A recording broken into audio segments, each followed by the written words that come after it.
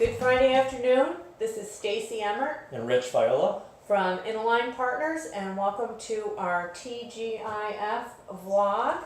Cheers. Hope you're having a great week and it's wrapping up to be good. For those of you that have known and worked with us, this vlog should not be a surprise. And for those of you who have not had the pleasure or opportunity of working with us, we focus on business strategy, leadership, team, and individual development. And a lot of people wonder how we do what we do, and it's really our approach. There's a lot of straight talk. Sense of urgency. We tap into your talents. And like you, we love what we do. And typically when we partner, you achieve. This week's topic is engagement. It's a term that's thrown out a lot these days, but what the heck does it really mean? And for us, it means being committed, invested, actively participating or contributing to a cause, to a team, to others, or a business.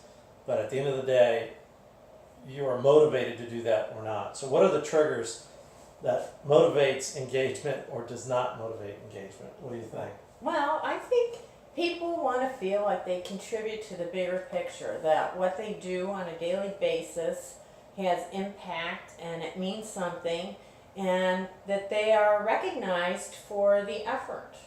Yep. So communication around what's the vision, what's the strategy, how does my role play a part in it, and how can I contribute and feel like I'm adding value, and probably being recognized for that on a regular basis. So, how do you know you have higher level engagement from your teams and from your staff, or how do you measure that?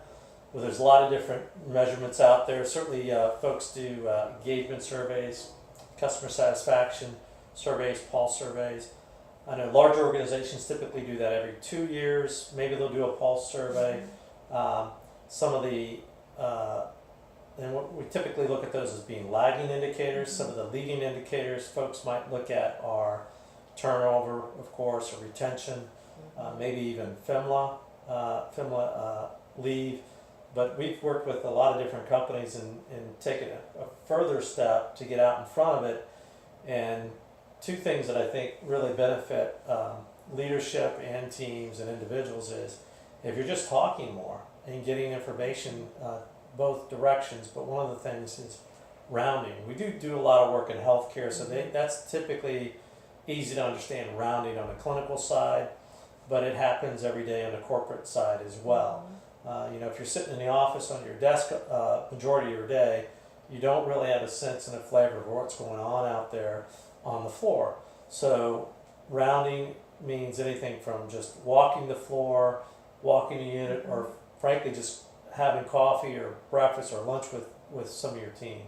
The other thing that we've recommended is red-green process, which Stacey, I'm going to let you talk about that. So that is a pretty simple exercise where you have red cards and green cards, and you ask your employees on a daily basis to document. Was it a green day? Was it a good day? Why? It was not a good day. It was a red day, and why? And then at the end of the week, you report back on those. What is it that we're seeing, and what is it that our employees are saying that's happening good during the week, and what's not, and what is in our control to change? Some things is a policy or something from a corporate entity that you can't change. That's all well and good, but there are probably a multitude of little tweaks or acknowledgments that you could make that make a big difference in someone's day. Yeah, and within that same process, you can integrate recognition. So please acknowledge or recognize others. It doesn't have to be something you did that was great. It could be somebody that you observed doing something great, or they just had a great accomplishment. And the key here is reporting out on that, right? So I can't tell you how many clients, they start talking about doing a survey around either customer satisfaction or employee satisfaction or engagement.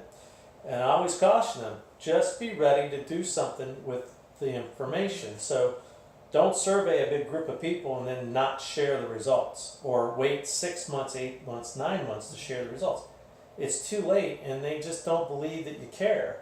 And so as real time as possible, and that's why that red green card process is pretty effective and impactful. Is you are literally giving it play by play, nothing censored or filtered for the most part, Right. and asking those people for ideas. And then if you can implement any one of those ideas, it gets them to understand, wow, they care, they ask, they listen, and they're allowing us to help make decisions and roll this out. So at the end of the day, it's about communication, two-way communication, frequent communication, and listen to your teams, because they've got some really great ideas and they can run with them. As long as you give them the heads up to go ahead, or give them the nod to go ahead, or give them a little bit of budget to run with it, they can knock it out of the park and really make an impact for you. So if you're asking for information, share it back with them, use it, and you'll be on a better track for engagement and positive impact on business.